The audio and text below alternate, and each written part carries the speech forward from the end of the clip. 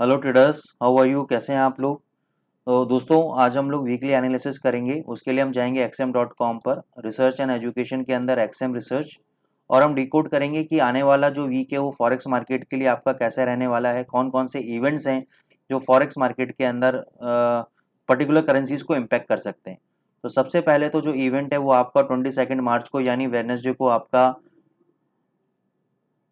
FOMC का data है, आपका फेड का इंटरेस्ट रेट डिसीजन है जो कि बहुत ही ज़्यादा इंपॉर्टेंट होने वाला है और डिफिकल्ट भी होने वाला है फेड पॉलिसी मेकर्स के लिए। देखो यहाँ पे लिखा भी हुआ है, it's going to be a difficult meeting for Fed officials on Wednesday who will have to decide whether the priority is to safeguard the stability of the US financial system और fight inflation at all cost. तो यहाँ पे ये बोला जा रहा है एनालिस्टों के द्वारा कि भाई सबसे बड़ी प्रॉब्लम क्या है कि वो यूएस फाइनेंशियल सिस्टम की स्टेबिलिटी को सेफगार्ड करेंगे या जो एक इन्फ्लेशन है जो ऑल टाइम हाई पे चल रहा है और बहुत हाई पे चल रहा है उससे वो फाइट आउट करेंगे by raising the interest rates.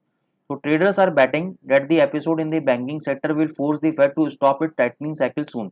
तो ट्रेडर्स ये बैट कर रहे हैं कि जो एपिसोड चल रहा है अभी बैंकिंग सेक्टर्स को लेकर, अगर आपने सुना हो सिलिकॉन वैली बैंक को लेकर, आपने सुना हो क्रेडिट स्विस को लेकर, फर्स्ट रिपब्लिक बैंक को लेकर, तो ये कहीं ना कहीं फेड ऑफिशियल्स के ऊपर एक प्रेशर बनाएंगे कि भाई वो इंटरेस्ट रेट्स अभी इंक्रीज ना करें, ऐसा ट्रेडर सोच रहे हैं। लेकिन फेड कुछ और बोल रहा है। फेड क्या बोल रहा है? फेड बोल रहा है कि अभी जो ब्रॉडर बैंकिंग सिस्टम है, स्पेशली जो बिग यूएस प्लेयर्स हैं, वो वेल कैपिटलाइज है। देखो यहाँ पे लिखा भी हुआ है, the broader banking system and specially the big US players are well capitalize. So ऐसा कोई थ्रेट नहीं है जो 2008 के अंदर हुआ था, आपका लेमन ब्रदर क्राइसिस हुआ था 2008 के अंदर, सेम सिनेरियोज हुए थे, बैड न्यूज आना चालू हो गई थी हाउसिंग सेक्टर्स को रिगार्डिंग लेकर और फिर रिसेशन स्टार्ट हुआ था। लेकिन अभी अमेरिका बोल रहा है, वहाँ का पॉलिसी मेकर बोल रहा है कि भाई अभी कोई दिक्कत नहीं है, हम लोग वेल कैपिटलाइज हैं, बहुत पैसा है हमारे पास। प्रॉब्लम जो है वो अभी स्मॉलर रीजनल बैंक के साथ है और स्मॉलर रीजनल बैंक को फेड सपोर्ट कर रहा है, ऑलरेडी फेड सपोर्ट कर रहा है by rolling out an emergency lending programme. तो वहां पे उनको लिक्विडिटीज मिल रही है, तो कोई दिक्कत वाली बात है नहीं। तो रियल एनिमी कौन है इस वक्त? इन्फ्लेशन। क्योंकि अगर इन्फ्लेशन की बात करें तो सबसे इंपॉर्टेंट आता है सर्विस इन्फ्लेशन, जिसका अभी आपको डेटा आया था 6.9% last month. That's too hot. तो इसको कंट्रोल करने के लिए गवर्नमेंट कह रही है कि हम इसको इंटरेस्ट रेट्स को इंक्रीज करेंगे। In other words, investor believe अगर रेट इंक्रीज होता है नेक्स्ट वीक तो ये फाइनल साइकिल होने चाहिए। लेकिन फेड बोल रहा है कि नहीं, ऐसा नहीं है। It had already taken measures to shore up the banking system and inflation is far too high to stop the raising rates. यानी जो बैंकिंग सिस्टम है वो अपनी जगह पे वेल कैपिटलाइज है, लेकिन हम इंटरेस्ट रेट्स को इंक्रीज करेंगे और आगे भी करते रहेंगे। This is not the last cycle कि हम इस वीक में मान के चलो 0.25% का हम इंटरेस्ट रेट इंक्रीज कर देते हैं। तो इट डजेंट मीन कि हम अगले मीटिंग के अंदर इंटरेस्ट रेट्स को इंक्रीज ना करें।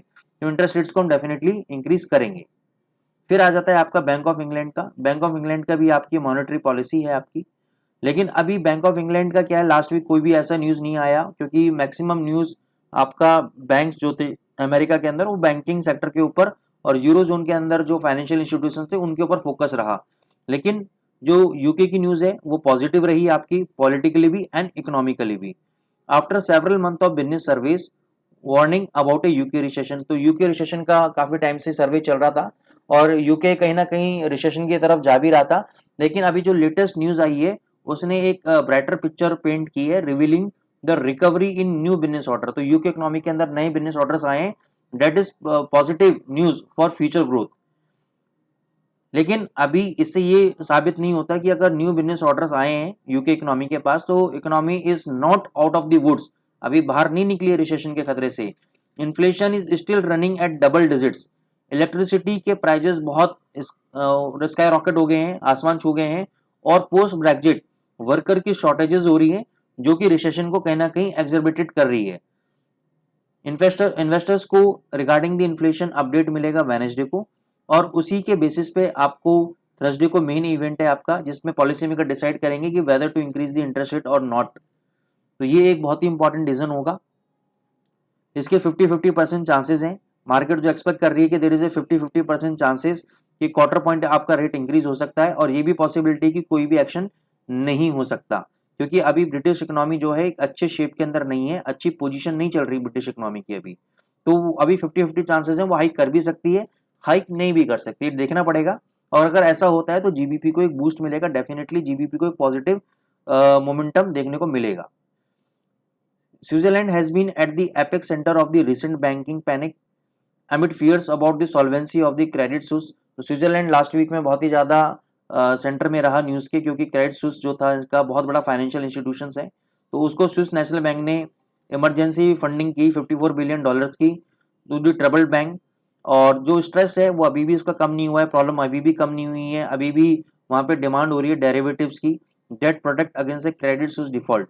तो दे आर एक्सपेक्टिंग, तो अभी सिचुएशन अभी भी वहाँ पे थोड़ी सी खराब है, लेकिन फिर भी स्विस नेशनल बैंक ने कहीं ना कहीं इनको सपोर्ट किया है। और थर्सडे को हमें एसएनबी का भी आपको इंटरेस्ट रेट इंक्रीज के बारे में डिसीजन देखने को मिलेगा, जो कि सीएचएफ के लिए बहुत ही इंपॉर्टेंट हो सकता है।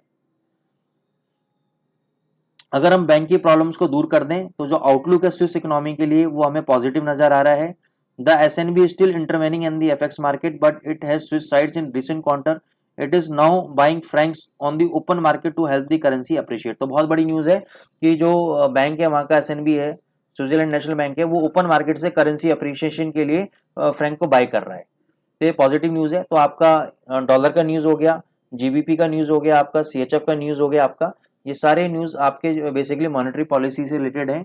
और अगर हम बात करें तो यूरो जोन की अगर हम बात करते हैं तो आपका पीएमआई का डेटा ड्यू है आपका फ्राइडे को। कनाडा के अंदर आपका इन्फ्लेशन और रिटेल सेल्स का डेटा ड्यू है ट्यूसडे को। तो दोस्तों ये आपका पूरा वीक बहुत ही अच्छा रोलर कोस्टर मूवमेंट देखने को मिल सकती है। पोजीशंस को आप कम रखिए, ये हमारा डिस्क्लेमर है, हमारी एडवाइस है एक, ठीक है। बाकी आप लोग अपने अकॉर्डिंगली अपने इक्विटीज के अकॉर्डिंग ट्रेड कर सकते हैं। ज़्यादा ट्रेडिंग इन्फॉर्मेशन के लिए आप हमारे फॉरेक्स वेबिनार्स को ज्वाइन करें जो फ्री ऑफ कॉस्ट हैं। हम आपको स्ट्रेटजीज वगैरह सिखाते हैं, मैं और मेरे कलीग हैं मिस्टर कृणाल, हम लोग अपने वेबिनार्स के जरिए आपको ट्रेन करते हैं, आपको नॉलेजेबल एक ट्रेडर बनाते हैं आपको। तो जरूर आप हमारे वेबिनार्स को ज्वाइन कीजिए। Thank you so much.